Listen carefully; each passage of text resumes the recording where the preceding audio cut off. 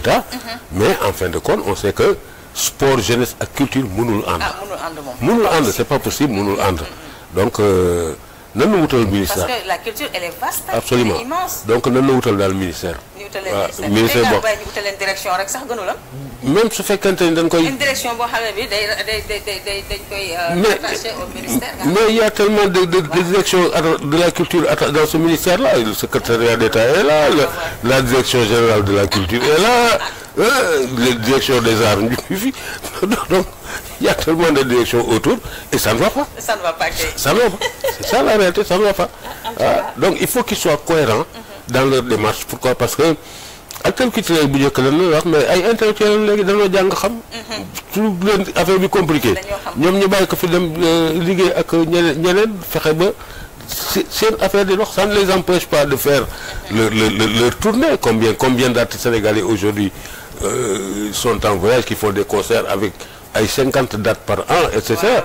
suñu leen xaar donc ça ne les empêche pas de travailler te ñoom leen fi nekkal donc c'est pas voilà. mais en tout daal actuellement jusqu'à présent daal xëy na peut-être les choses ont bougé mais pour le moment daal gisaguma loo xamante ni nuru na loo que nit ñi ñu ngi ciy gis seen bopp franchement. là ça devient compliqué et très grave. te man je me dis que la destination Sénégal ne peut pas se vendre sans la culture.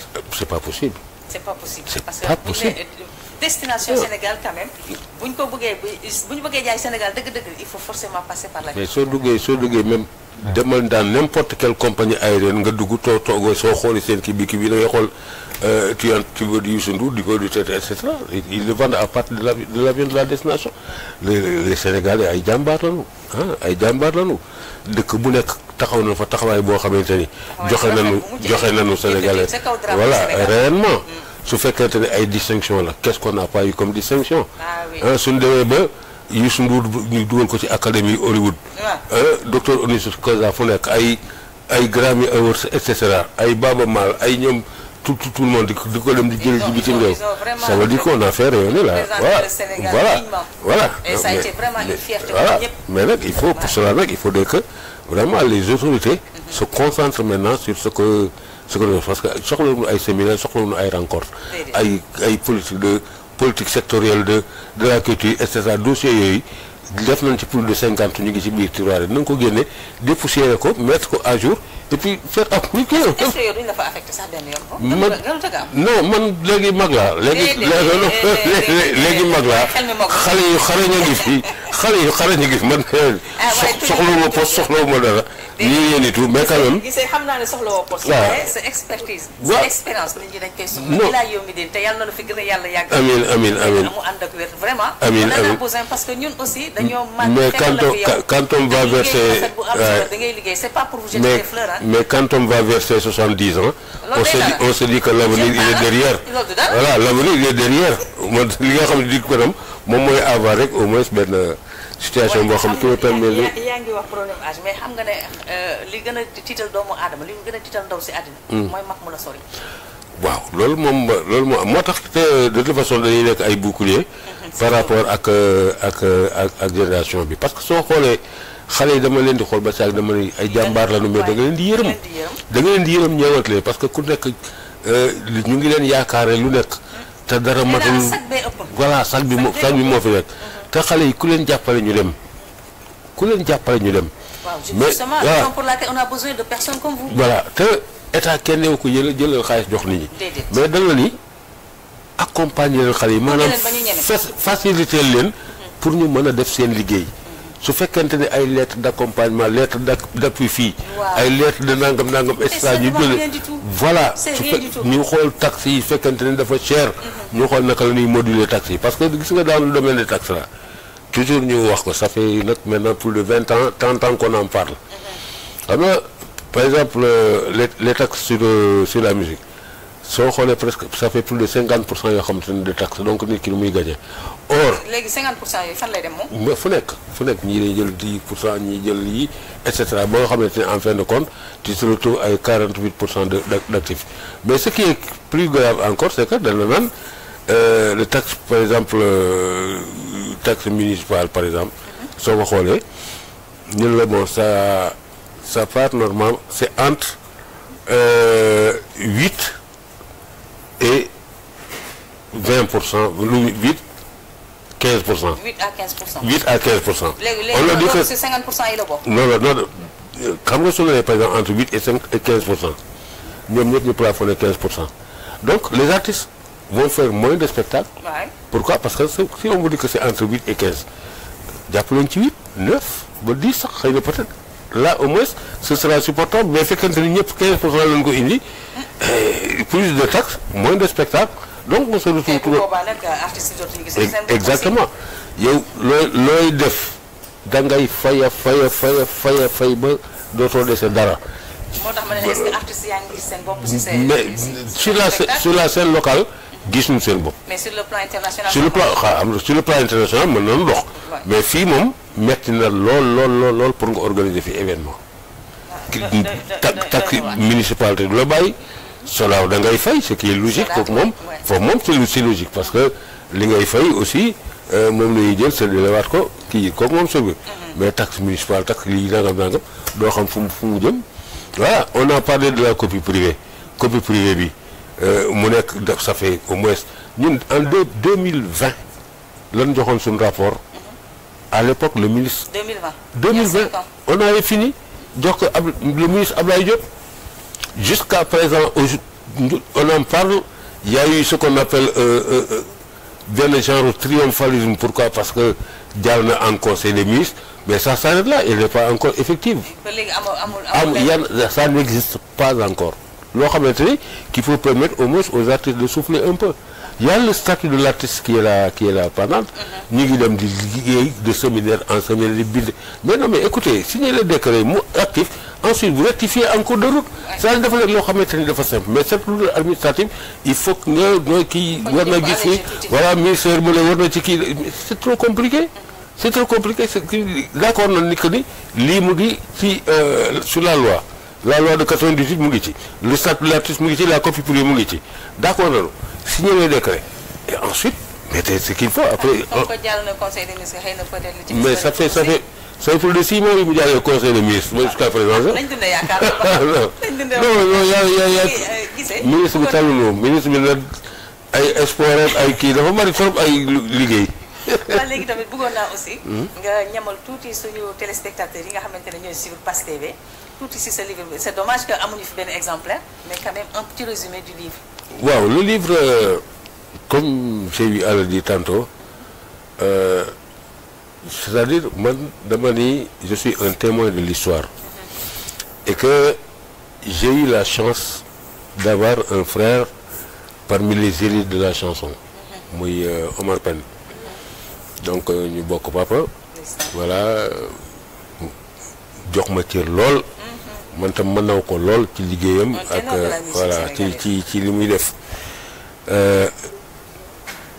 ma ni nag de toute façon ku nekk xëy na peut-être moom woy la man xëy na peut-être am naa tuuti ab njàng naa jéem a marqué li nga xamante ni moom mooy histoire.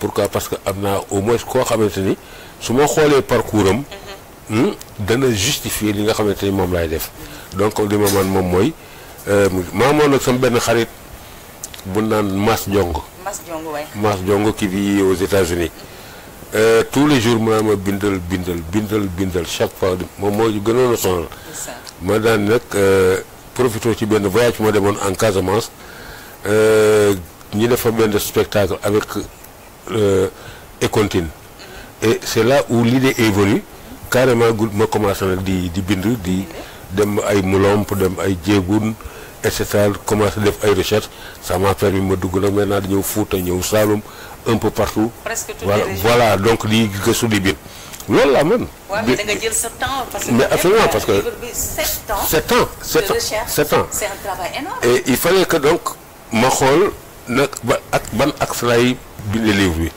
c'est-à-dire ñan ñoo fi musique fan la départ fii ci biir Sénégal pour que ñu ba fi ñu toll. et ça m'a permis vraiment dajeeg ay mag yoo xamante ne am na xam-xam yi moom pas de ñoo xamante ni man mosuma leen dégg. mais ñu jox ma ci ñoom lu bari muy ñoom ñëpp ñu jóge fa li ko dalee ca ñoom ba ci artiste bi gën a bi gën feen barki démb. donc ñëpp a ngi ci ak seen portrait ak seen photo et tout ce qui s'ensuit. ma ñëw ci ñi nga xamante ni aussi ils ont contribué mooy les producteurs. depuis que la production am ba dëgg ni yan producteurs ku ci nekk moo wax ci ñoom les animateurs de rajo à l'époque nga xamante ni ay ñoom Ahmadou Ba ay ñoom Claude Beck ñoom ñëpp voilà donc ñoom ñëpp ñu ngi ci ay nu mu tëddee bari nañu daal ñoo ñëpp ay Moïse Ambroise Gomis ay Cheikh Tidiane Diop et cetera donc ñoom ñëpp donc ma bind si ñoom jóge fa ma ni nag léegi nag lieu de jouissance yi parce que ñun xëy na peut-être xam nañu baara mun di xam nañu kii mais ñeneen xamuloon par exemple Tabou xamul woon Mama Géej xamul woon voilà donc yooyu ak ay lagam bu Thiès plutôt lagam bu Kaolack ou bien ay et cetera donc ma dugg répertorier les anciennes lieux de jouissance et cetera donc ak bu bëree bëri daal ki collecté ko lépp bind bi commencé bind franchement am nag benn éditeur boo xam ne qui s'est intéressé là-dessus ma di ko gërëm parce qu'on a fait ensemble un travail extraordinaire muy Babacar Mbaye Diop. Babacar Mbaye Diop bu c'est un professeur il est à l'université il a fait un travail extraordinaire mais li naan rek jot ak man dafay xam ne te xam nga dafa am un moment boo xamante ni voilà donc da nga yàkkamti ma dénkaat ko encore beneen éditeur boobu malheureusement dama ko mujj retiré pourquoi parce que voilà ci laa ko nag maintenant dénk ko sama xarit di sama rak Alassane Cissé nga xam ni mooy Baobab édition au moins voilà moom itam wax dëgg yàlla mu ànd ci xarañte gu mag ak sawar ci lool voilà donc ba ñuy wutal ko NINEA bi et tout donc mettre defal ko ba nga xam ne le livre électronique déjà il existe voilà livre bi Omar Pène moo ko préface bu ndaw yaram donc vraiment c'est voilà donc daal document la boo xam ni voilà donc dina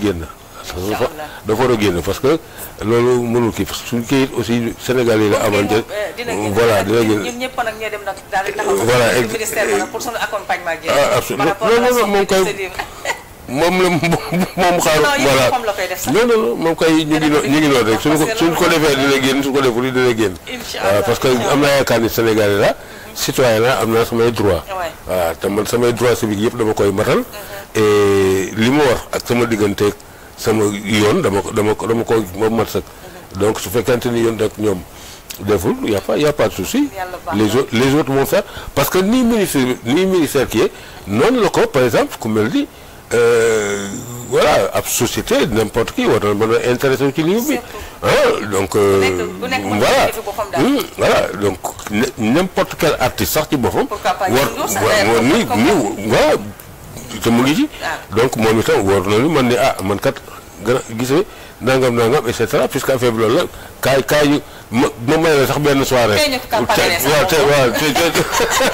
kaay bu may la sax benn soirée yi def ko fonds yi lu mu am nga génnee ko yooyu